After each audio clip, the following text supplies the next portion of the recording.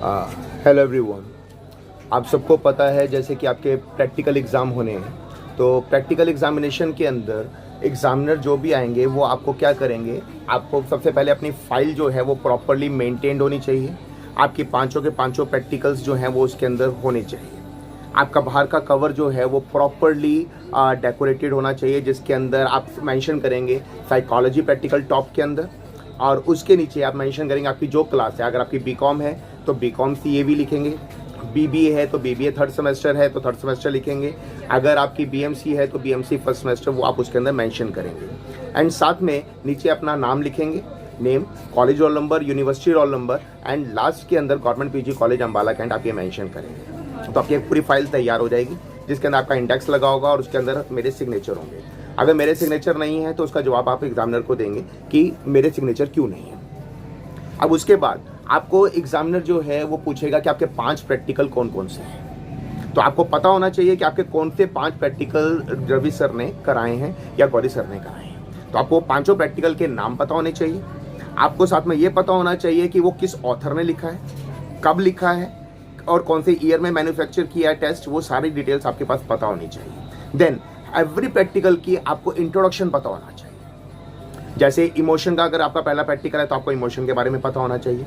Then short term memory है तो short term memory के बारे में पता होना चाहिए। लॉन्ग टर्म मेमोरी है तो लॉन्ग टर्म मेमोरी होती क्या है, मेमोरी क्या होती है। ऑब्जर्वेशन है तो ऑब्जर्वेशन क्या होता है, कितने प्रकार के ऑब्जर्वेशंस होते हैं, वो आपके पास नॉलेज होनी चाहिए। देन उसके साथ साथ आपका जो लास्ट है आइजिंग पर्सनैलिटी इन्वेंट्री, तो पर्सनैलिटी होती क्या है, उसके अंदर न्यूरोटिसिज्म क्या होता है, एक्सट्रोवर्जन क्या होता है, लाई क्या होता है, उसकी कैलकुलेशंस कैसे करनी है, हर टेस्ट में कितने क्वेश्चंस हैं वो आपके पास पता होने चाहिए। पहले इतनी नॉलेज तो आपके पास होनी चाहिए क्योंकि वाइवा में एग्जामिनर आपसे इनके रिगार्डिंग क्वेश्चंस पूछेंगे। देन आपको एक इस तरह की एक शीट मिलेगी जिस शीट के अंदर आप अपना नेम, रोल नंबर वगैरह सब कुछ मेंशन करेंगे जैसे आप एग्जाम के अंदर करते हैं। और इसमें आप क्या लिखेंगे, सबसे पहले लिखेंगे टाइटल। सबसे पहले आप इसमें मेंशन क्या करेंगे, आपका टाइटल क्या है। जैसे आप प्रैक्टिकल फाइल लिखते हैं उसके अंदर ऊपर टाइटल लिखते हैं। अगर शॉर्ट टर्म मेमोरी है तो शॉर्ट टर्म मेमोरी आ जाएगा, लॉन्ग टर्म मेमोरी है तो लॉन्ग टर्म है, ऑब्जर्वेशन है तो ऑब्जर्वेशन है, इमोशंस का है तो आपका वो इमोशंस बाई फोटोग्राफ आ जाएगा जो भी आपका प्रैक्टिकल है, ठीक है, तो उसके नेम आ जाएगा। देन प्रॉब्लम के अंदर आप मेंशन करेंगे कि टू स्टडी, जो आप स्टडी कर रहे हैं, जो आपने प्रॉब्लम लिखा है। देन आप वेरिएबल्स मेंशन करेंगे, independent variable, dependent variable. Then introduction कम से कम आपकी 1 पेज की इंट्रोडक्शन उसके अंदर आप मेंशन प्रॉपर्ली करेंगे। इंट्रोडक्शन करने के बाद आपने उसके अंदर जो आपके टूल्स यूज्ड हैं वो आपने कौन कौन से टूल्स यूज़ किए हैं, डिटेल्स ऑफ द सब्जेक्ट आपकी कौन सी हैं। देन इंस्ट्रक्शंस, प्रिकॉशंस वो आप मेंशन करेंगे। देन आपका प्रोसीजर आपने कैसे उसको किया वो आप मेंशन करेंगे। देन साथ में रिजल्ट्स एंड डिस्कशन को आप वहाँ पे करेंगे। साइड बाय साइड आप उसके अंदर एक ग्राफ भी लगाएंगे। जैसे आपने ग्राफ बनाए हैं तो आप ग्राफ पेपर अपने घर से लेकर आएंगे और उस ग्राफ पेपर को आप प्रॉपरली मेंशन करेंगे, ठीक है, कि ग्राफ पेपर के अंदर एक एक चीज़ को डिटेलिंग करना वो आपने उसके साथ लगाना है। आप अपना stapler, pencil, rubber sharpener, pencil, जो फेविकॉल, ग्राफ पेपर सब कुछ आप घर से लेकर आएंगे क्योंकि यहाँ पर सिर्फ आपको ये शीट दी जाएगी, ठीक है। और उसके बाद वो सारी डिटेलिंग करने के बाद आप फाइल के साथ लगाएंगे और उसके बाद उसको स्टेपल करेंगे।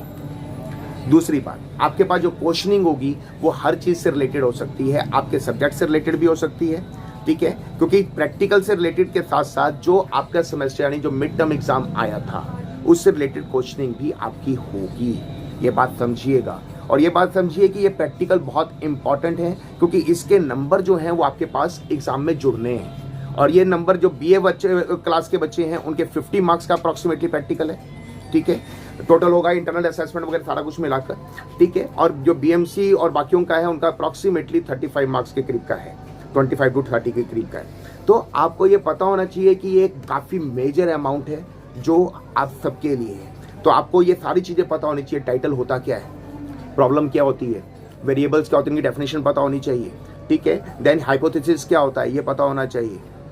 उसके बाद आपको ये पता होना चाहिए जो आपके सब्जेक्ट हैं कि साइकोलॉजी क्या है, इंट्रोडक्शन ऑफ साइकोलॉजी क्या है, बट साइकोलॉजी से आप क्या समझते हैं, उसकी किसने लिखा है, इसकी फर्स्ट लेबोरेटरी कब बनी थी, कहाँ बनी थी, किसने बनाई थी, ये सारे आपको पता होने चाहिए। देन आपको ये भी पता होना चाहिए जो आपके टॉपिक्स हैं। मान लीजिए आपका इमोशन एक टॉपिक है तो इमोशन की डेफिनेशंस आपको पता होनी चाहिए। आपको ये पता होना चाहिए कि इमोशन अगर किसी ने दिया है तो इमोशन के कौन कौन से ऑथर्स हैं, ठीक है। जैसे स्कैटर सिंगर थ्योरी है, वो सारी की सारी आपके जो भी आपकी थ्योरीज हैं वो आपको उसके बारे में डिटेल क्लियर होनी चाहिए। देन उसके साथ साथ आपको उन डेफिनेशन के साथ साथ आपको ये भी पता होना चाहिए कि कौन कौन से आपके टॉपिक्स हैं।